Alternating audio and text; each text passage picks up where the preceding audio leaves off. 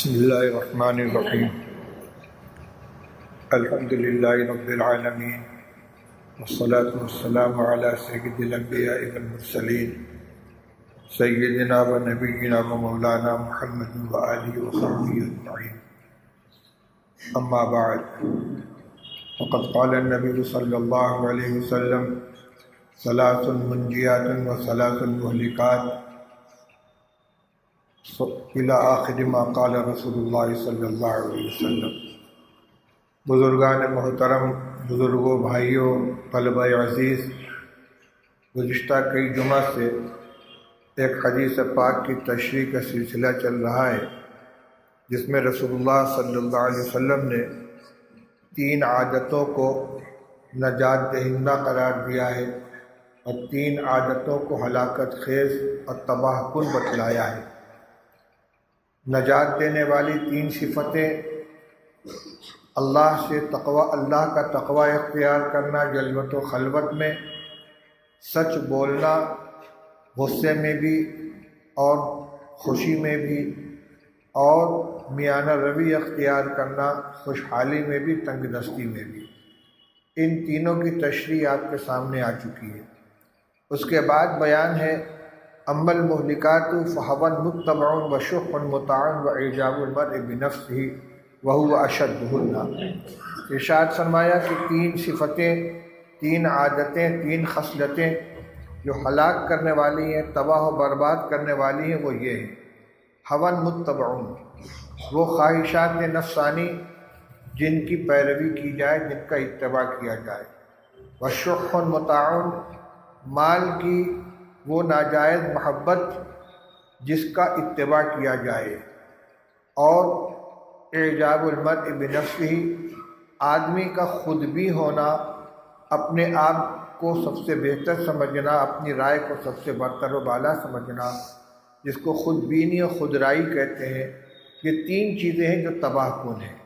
ہوا متبع، وہ خواہش نفس جس کا اتباع کیا جائے، شح مطاع، وہ شح، حرص و بخل جس کی اطاعت کی جائے، اور اعجاب المرء بنفسہ، آدمی کا خود بھی و خود رائے ہونا۔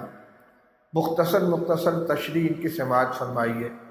پہلے نمبر پر بیان فرمایا ہوا متبع، خواہشات نفسانی جن کا اتباع کیا جائے۔ اللہ تعالیٰ نے انسان کے اندر اچھی بری دونوں طرح کی خواہشیں رکھی ہیں۔ وَنَفْسٍ وَمَا سَوَّاهَا فَأَلْهَمَهَا فُجُورَهَا وَتَقْوَاهَا۔ انسان کے نفس میں اچھی خواہشات بھی ہیں، بری خواہشات بھی ہیں، اور یہ دنیا دارالامتحان ہے۔ اللہ تعالیٰ نے انسان کو عمل کرنے کی صلاحیت اور طاقت دی اور اختیار دیا ہے، اور اس کے سامنے اچھے برے دونوں راستے کھول دیے ہیں۔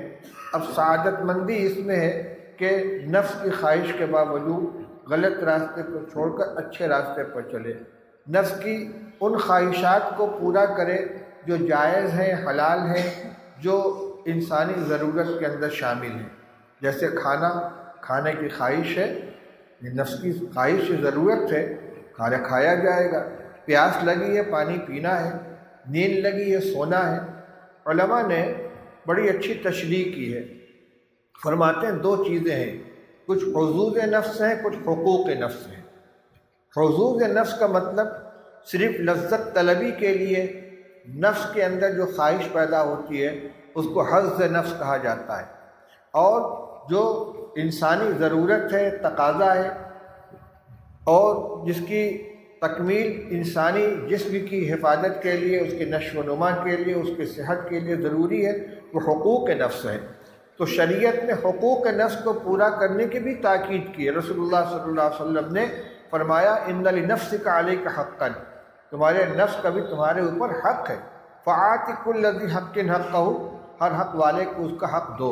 چنانچہ بعض صحابہ کرام جنہوں نے عہد کر لیا تھا کہ ہم نکاح نہیں کریں گے، کسی نے کہا ہم رات بھر سوئیں گے نہیں، رات بھر عبادت کریں گے، کسی نے کہا ہم ہمیشہ روزہ رکھیں گے، تو رسول اللہ صلی اللہ علیہ وسلم نے ناراضگی کا اظہار فرمایا سو بھی عبادت بھی کرو، کبھی روزہ رکھو، کبھی افطار کرو۔ اور اسی طرح جن لوگوں نے کہا شادی نہیں کروں گا، نکاح نہیں کروں گا، فرمایا نکاح میرا طریقہ ہے، جو میرے طریقے سے اعراض کرے وہ میرا نہیں ہے۔ تو جو تقاضے ہیں جسمانی حلال دائرے کے اندر رہتے ہوئے ان کو پورا کرنا، یہ خواہش نفس نہیں کہلائے گی، یہ ضرورت ہے، یہ حق کے نفس ہے۔ لیکن جو ناجائز خواہشات ہیں، بد نظری ہے، کسی اچھی شکل کو دیکھ کر اس کو گھورنے کو جی چاہ رہا ہے، یہ خواہش نفس ناجائز ہے۔ اسی طرح مال کی خواہش ہے، حلال طریقے سے حاصل ہو یا حرام طریقے سے حاصل ہو، اسے حاصل کر لینا ہے۔ تو جو خواہشات ایسی ہیں کہ جس پر شریعت نے پابندی لگا رکھی ہے، چاہے ان کا تعلق جاہ سے ہو چاہے باہ سے ہو۔ جاہ کا مطلب یہ ہے کہ اپنی عزت اور اپنے مقام و مرتبہ کو حاصل کرنے کے لیے آدمی کوئی غلط کام کرنا چاہتا ہے کہ میری حیثیت بڑھے، میرا مرتبہ بڑھے، لوگ مجھ کو اچھا جانے، مجھ کو اونچا جانے۔ اور باہ کا مطلب یہ کہ نفسانی خواہشات جس کا تعلق شہوت سے ہے، اس کے سلسلے میں غلط کام کے اندر آدمی مبتلا ہو جائے، یہ ساری کی ساری چیزیں ہوائے نفسانی میں آتی ہیں۔ تو رسول اللہ صلی اللہ علیہ وسلم نے فرمایا کہ جب طبیعت نے یہ فرمایا کہ جب آدمی آنکھ بند کر کے نفس کی ہر خواہش کو پورا کرنے لگے تو یہ اس کے لیے ہلاکت خیز ہے۔ ہوا متبع، نفس کے اندر خواہش تو رہے گی، یہ اللہ نے پیدا کیا ہے۔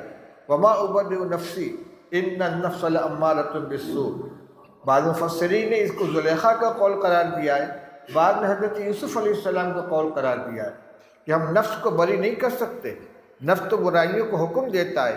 اب شریعت نے ہم کو حلال حرام کی تمیز دی ہے، احکام بیان کیے ہیں، کون سی خواہش نفس کی پوری کرنی ہے، کون سی پوری نہیں کرنی ہے، اس کو دیکھنا یہ مومن کا کام ہے۔ لیکن جو آنکھ بند کر کے خواہشات نفس کی پیروی کرنے لگے تو رسول اللہ صلی اللہ علیہ وسلم نے اس کو تباہ کن اور ہلاکت خیز قرار دیا ہے۔ اس لیے ہمیں بہت سے مواقع ایسے آتے ہیں۔ اب مثال کے طور پر آج کل شادی بیاہ کا موسم چل رہا ہے، اب خواہشات آتی ہیں سامنے، ایسا کر لیا جائے، کچھ بچوں کی خواہش ہے، کچھ بیوی کی خواہش ہے، کچھ داماد کی خواہش ہے، کچھ خاندان والوں کی خواہش ہے۔ اب ہر ایک کی اگر خواہش پوری کریں گے، ظاہر بات ہے کہ شریعت کے دائرے سے نکل جائیں گے۔ ایسی سجاوٹ ہونی چاہیے، ایسا کھانا ہونا چاہیے، ایسا شادی گھر ہونا چاہیے، ایسا شادی کارڈ ہونا چاہیے۔ آپ یہ دیکھیں کہ شریعت نے بھی ہم کو اس راستے میں کوئی رہنمائی کی ہے کہ نہیں۔ اللہ کے رسول صلی اللہ علیہ وسلم نے جب نکاح کو اپنی سنت قرار دیا ہے تو نکاح سنت تو رسول اللہ صلی اللہ علیہ وسلم کی ہے، اور طریقہ ہمارا چلے گا، اس کا کیا مطلب ہوا؟ جس کی سنت اس کا طریقہ چلنا چاہیے۔ تو حضور صلی اللہ علیہ وسلم نے خود بھی نکاح کیا ہے، صحابہ کرام نے بھی نکاح کیا، رسول اللہ صلی اللہ علیہ وسلم کے صاحبزادیوں کا نکاح کیا۔ اس کو تلاش کریں، اس کو معلوم کریں کس قدر سادگی کے ساتھ اور شریعت کے دائرے میں رہتے ہوئے نکاح ہوا ہے رسول اللہ صلی اللہ علیہ وسلم کا، صحابہ کرام کا۔ یہ مستقل موضوع اس پر بیان ہونا چاہیے کہ صحابہ کرام رضی اللہ تعالیٰ عنہ کے یہاں نکاح کس قدر سادگی سے ہوتا تھا کہ مدینہ طیبہ میں رہتے ہوئے صحابہ نکاح کر رہے ہیں اور رسول اللہ صلی اللہ علیہ وسلم کو اطلاع تک نہیں ہے، اور اب ناراض بھی نہیں ہوتے۔ عبد الرحمن بن عوف رضی اللہ عنہ نے نکاح کیا ہے، بعد میں حضور صلی اللہ علیہ وسلم نے پوچھا یہ تمہارے کپڑے میں پیلا دھبا کیسا نظر آ رہا ہے؟ کہا حضور میں نے نکاح کیا ہے۔ جابر بن عبداللہ رضی اللہ تعالیٰ عنہ فرماتے حضور میں ذرا جلدی مدینہ جانا چاہتا ہوں۔ فرمایا کیوں؟ تو میں نے نکاح کیا ہے۔ کس سے نکاح کیا ہے؟ کیسی عورت ہے؟ یہ تو پوچھا، مگر یہ نہیں فرمایا نکاح کس سے پڑھوا لیا، مجھ کو اطلاع تک نہیں کی، کچھ نہیں۔ جیسے 2 رکعت نماز پڑھنا اس سے آسان ہے نکاح کے 2 بول بول دینا۔ میں یہ کہہ رہا ہوں کہ خواہشات کا مطلب صرف یہی نہیں ہوتا کہ کسی گناہ کے اندر آدمی مبتلا ہو رہا ہے، وہ خواہشات نفس ہے۔ چاہتیں جتنی ہوتی سب کو دیکھنا چاہیے کہ ہماری یہ چاہت، ہماری یہ خواہش، ہماری یہ تمنا یہ شریعت کے دائرے میں ہے کہ نہیں، صحیح ہے کہ نہیں، سنت اور شریعت کے مطابق ہے کہ نہیں، ہے پورا کیا جائے۔ قل من حرم زینۃ اللہ التی اخرج لعبادہ والطیبات من الرزق، یہ بھی اللہ کا فرمان ہے۔ کون ہے جس نے اللہ کی ان زینتوں کو حرام قرار دیا ہے جس کو اللہ نے اپنے بندوں کے لیے پیدا کیا ہے، اور کون ہے جو حلال روزی کو حرام قرار دیتا ہے؟ لیکن اللہ نے جس کو حلال قرار دیا اس کو ہم استعمال کریں گے، اللہ نے جو روزی حلال قرار دی اس کو پورا کریں گے، یہ حق کے نفس میں آ جائے گا۔